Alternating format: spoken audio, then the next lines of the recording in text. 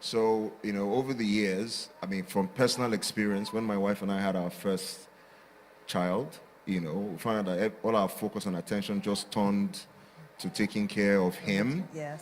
right? So, having been through it myself, I like to tell parents that, look, you are first and foremost a couple before you are Yes. parents. So, Yes. when the child comes, don't forget how the whole thing started. So, there are people who are asking, how can they kind of manage that phase where they have babies or toddlers and they still want to give attention to their spouse, they still want their husband to feel like a priority in the house. And then I'm going to add another question to this, which is how can you keep fun in the marriage, right? So kind of combining fun in the marriage where there are no kids, but also fun and keeping your spouse a priority when the kids come. Okay. Interesting. My husband has been on me to write that book, When Babies Come. It's been on me All for right. about almost That's a good 7 book. years now. Yes. Because it just totally changes your life as a couple. When the indeed. children come, everything just changes. When you have one child, it's different. When you have two, it's different. When you have three, it's different. If you have twins. Yes. If you have multiple births, it just changes everything. Everything. So you first of all, like you said, you need to realize that you're a couple. You're on the same side, you're a team, you need to make each other a priority.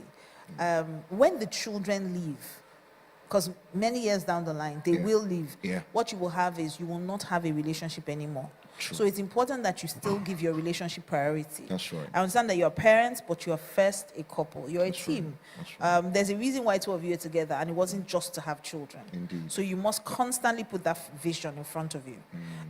We are very big on date nights. My husband and I were very, very big on date nights. We don't get to do it publicly as much anymore, but initially we used to.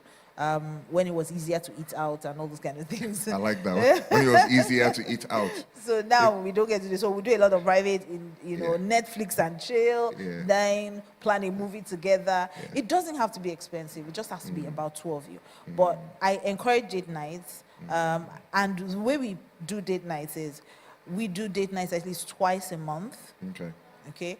And then I plan one, he plans one. All right. Yes, so I get to handle one date night. So because we're trying to outdo each other, it kind of keeps the fun alive. Come on now. So we're planning, I know maybe he's planning this. When I get there, I'm just thinking, how can I top that? What can I do next? What I can like that. So that kind of keeps, that alive. And obviously, I know that a lot of people think that sex has to be spontaneous. I don't think so. I don't think it always has to be. You can't schedule sex because life happens. And if you don't, then you just may never end up having sex. And the truth is that sex is vital for married couples to stay together.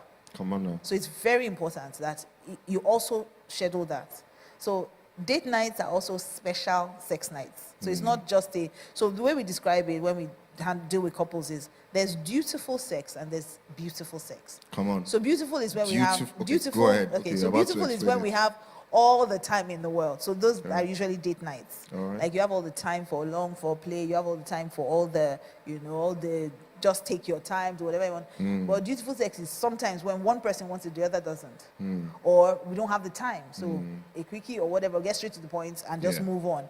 But the trick about it is, even though it's dutiful sex, you must still make it look beautiful for the person who really wants it. Come on now. And sometimes, even though you start out as dutiful, it can end up being beautiful for you. Yeah. So you have to still find a way to put all of that in. I believe that at least once a year, couples should get away together, not with the children. Family vacation is different. Two of you. This is where getting a support system is important, right? You may be another couple, another young couple like you, or an older couple, whatever.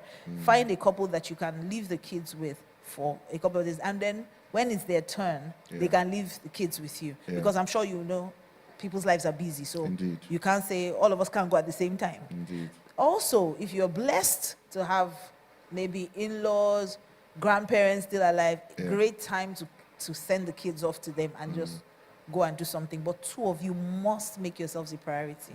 It's not going to happen just naturally. You have to do something about it. It's at that point you move from just having emotional love to intentional love. Come on. Right? So it's not just how we feel, Yeah. And as we know, we always say this in therapy, it's easier to act your way into feeling than to feel your way into acting. So you have to just, even if you don't feel like it, Yeah. just pack your bags and go. Yeah. You just may enjoy The yourself. feelings will catch up with you. Yes, they'll catch up with you later. Praise the Lord.